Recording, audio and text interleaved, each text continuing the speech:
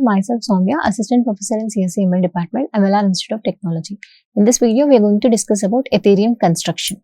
So coming to the overview of this presentation covers what is Ethereum, so what are smart contracts, what do you mean by decentralized application, that is mean DApps, and Ethereum architecture and different components of that architecture. So what is the consensus mechanism followed in Ethereum, so what is Ether, ETH, and different use cases and applications of Ethereum, and the challenges and the future outlook of this Ethereum framework. So first of all, what is Ethereum? So Ethereum is a blockchain platform. It is founded by Vitalik Buterin in 2015. So it is a blockchain platform where we can develop the decentralized applications, where we can execute the smart contracts so that the blockchain will work. So its primary purpose is to enable the development and deployment of smart contracts and decentralized application. So like we know, we have so many programming languages. To run that programs, we are using different platforms. So like that, Ethereum is a blockchain platform. So where we are going to execute the smart contracts and decentralized application. So in the next few slides, we are going to discuss about what do you mean by smart contract and decentralized application. So Ethereum provides a decentralized platform for building innovative solutions in a variety of industries. So if we want to develop different blockchain applications using Ethereum framework, we can do that, and Ethereum can be supplied or it is supported to different industries also, and Ethereum applications basically are designed using the smart contract and decentralized apps. So what is mean by smart contract? I think in the previous videos we have discussed about the smart contract. Smart contract is nothing but it is a self-executing contract with the terms of the agreement directly written into the code. So it's automatically self-executing code, in the sense automatically the code will be executed whenever a certain condition is true or a certain situation is done. So for example, I want to buy some trading, sir. So smart contracts is nothing but self-executing contracts. So for example, for landlord, if we develop a smart contract, if the land price is so and so, then automatically I want to buy a land. So for that I can write a smart contract. So what's the condition here? The cost of the land should be so and so amount. That is the condition. If that condition is true or if the condition is met, then automatically the land will be bought using the account balance in my account. So in that way, the smart contracts are self-executing contracts whenever a certain situation or the certain condition is true. So they run on the Ethereum virtual machine, enabling automation without the need of intermediaries. So these smart contracts generally they run on EVM, which is called as Ethereum virtual machine. So in the Ethereum framework, we have this EVM, Ethereum virtual machine, which is going to execute our smart contract. So to execute the smart contract, we don't need a person or intermediary. So automatically this contract will be executed whenever the certain condition is true.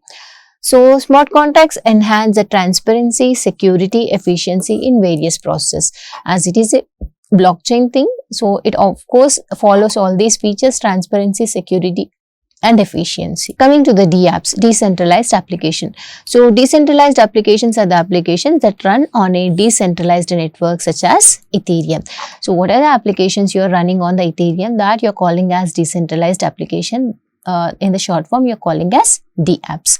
So examples of these decentralized applications are decentralized finance. So we have DeFi applications and decentralized exchanges and blockchain based games. All these are examples for decentralized applications. These are developed using Ethereum framework. And DApps offer advantages over traditional centralized application, including enhanced security.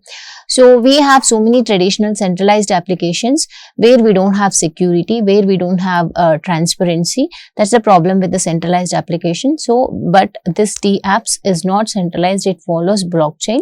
Along with that, it also provides a security. So coming to the Ethereum architecture, so here we are giving Solidity code. So Ethereum code we are writing, in the Ethereum framework, you're going to use a programming language called Solidity. So that Solidity code you're writing here, and the written code will be given to the Ethereum compiler. So this Ethereum compiler, so generally we are using Solidity compiler. So we have different Ethereum compilers, but we are using Solidity compiler here. So this Solidity compiler will generate the bytecode.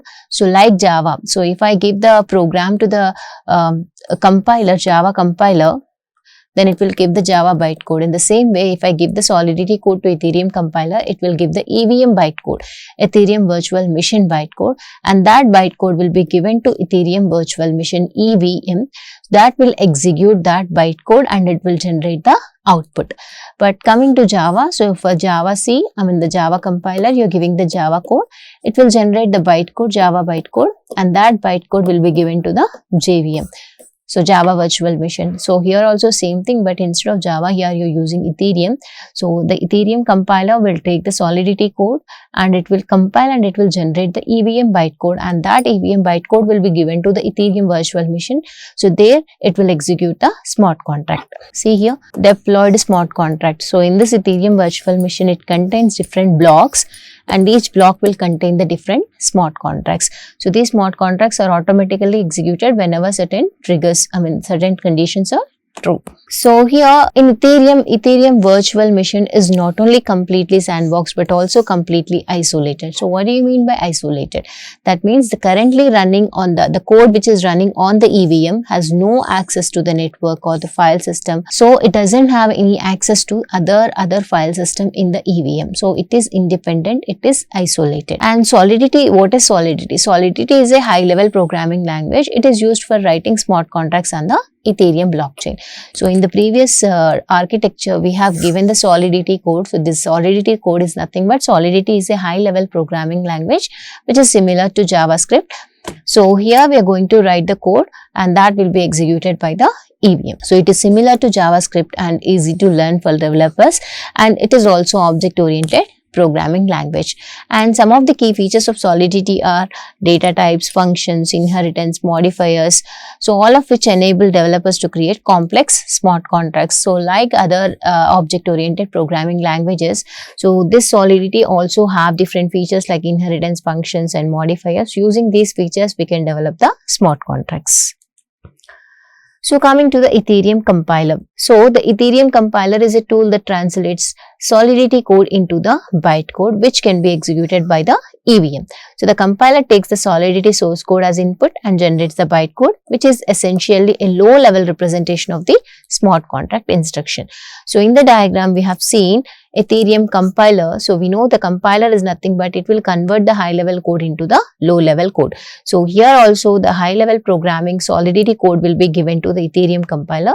So that will generate the bytecode, which is nothing but a low level code. So there are several Ethereum compilers available, with the most commonly used being is Solidity compiler. So we have so many compilers which are used in the Ethereum framework, but so generally in this architecture, whenever you use the Solidity programming, so we are going to use the Solidity compiler in place of Ethereum compiler. So Ethereum Virtual Machine. So what do you mean by Ethereum Virtual Machine? So Ethereum Virtual Machine is the runtime environment for executing the smart contracts on the Ethereum blockchain. It is a decentralized and deterministic virtual machine that runs on every node in the Ethereum network. So if you observe here in the diagram, we have different blocks and each block will contain different smart contracts. All these smart contracts are executed in the Ethereum Virtual Machine. So it is a runtime environment where the smart contracts will be executed. Even in the Java also we have JVM. So it is a runtime environment where the Java bytecode will be executed. In the same way, Ethereum Virtual Machine is a runtime environment where the smart contract code will be executed. So the EVM executes bytecode instructions and maintains the state of the Ethereum blockchain by updating account balances, storage and contract code. So after executing this EVM bytecode, so the transaction will be completed, right? So after execution means the transaction will be completed. After transaction completed, then we need to update the balances. For example, X wants to transfer some 500 amount to Y. So before executing the transaction, X amount is 50,000 and Y's amount is 45,500. Consider. So after completing the transaction, then updated balances will be 49,500 and 46,000. So these updates will be done in the Ethereum Virtual Machine after executing the smart contracts. So EVM ensures that smart contracts behave predictably and securely by enforcing gas fees for computation and preventing infinite loops or other malicious behavior. So if I am the sender or if I am the initiator, I want to run an application, then I need to pay some amount for that application to run that application. That fees is called gas fees. So if I am running that application, by paying the fee, in the sense I will be alert, right? So I don't need to execute that application for multiple times. Why? Because I need to pay the amount to execute that application. So to prevent the infinite loops or to prevent any unnecessary attacks, we are taking this gas fee here. So for any computation or for any execution of this smart contract, the sender or the initiator has to pay this amount, which is called as gas fees. So consensus mechanism.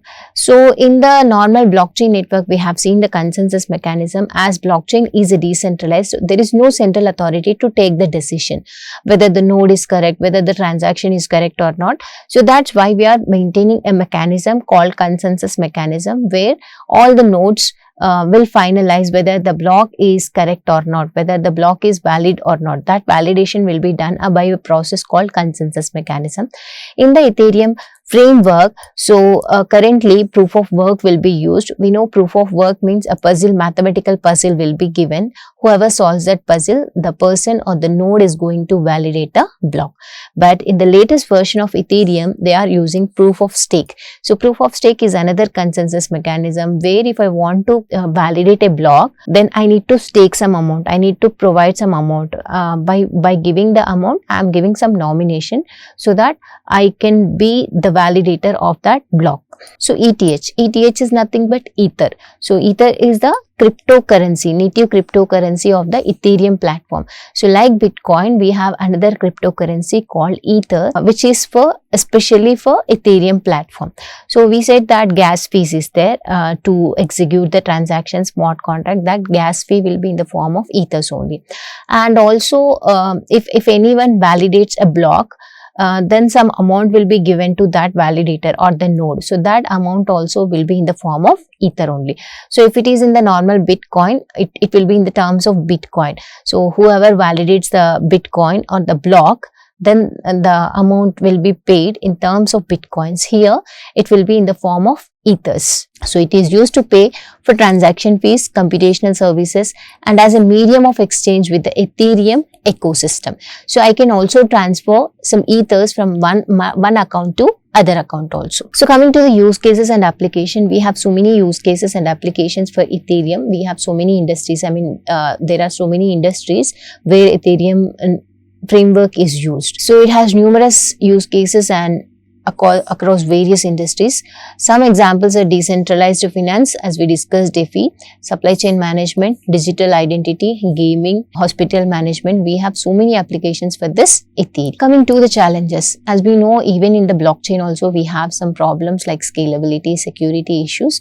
So like in the same way in Ethereum also we have some issues like scalability or security. So research is still going on to overcome these issues even in the Ethereum framework also. So finally, Ethereum is nothing but it is another, it is a platform where the smart contracts or decentralized applications are going to run. So that it is part of blockchain only. So that is about Ethereum construction. So in this video, we discussed about what is Ethereum, what are the smart contract, dApps, Ethereum architecture and components, and what is the consensus mechanism followed in Ethereum, and what do you mean by Ether, and what are the different use cases and applications of Ethereum, and what are the future challenges of Ethereum framework. Thank you.